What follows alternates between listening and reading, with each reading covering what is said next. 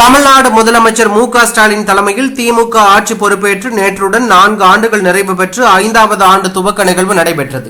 இன்னும் தமிழ்நாடு சட்டப்பேரவை தேர்தலுக்கு ஓராண்டு இருக்கும் நிலையில் தற்போது திடீரென தமிழக அமைச்சரவையில் இலாகாக்கள் மாற்றம் செய்யப்பட்டுள்ளன.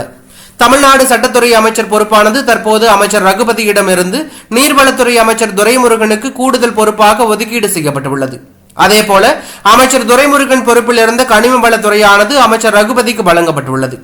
அண்மையில் தான் செந்தில் பாலாஜி மற்றும் பொன்முடி ஆகியோர் அமைச்சர் பொறுப்பிலிருந்து விலகிய நிலையில் அவர்களது துறை வேறு அமைச்சர்களுக்கு மாற்றி அமைக்கப்பட்டு மனோ தங்கராஜ் மீண்டும் அமைச்சரவையில் சேர்க்கப்பட்டார். இப்படியாக ஓரிரு மாதங்களிலேயே அதுவும் சட்டமன்ற தேர்தல் நெருங்கும் வேளையில் திடீரென மாற்றி அமைக்கப்பட்ட அமைச்சரவை தமிழக அரசியல் வட்டாரத்தில் உற்று நோக்கப்பட்டு வருவதாக தகவல் வெளியாகி பரபரப்பையும் அதிர்ச்சியும் ஏற்படுத்தி உள்ளது.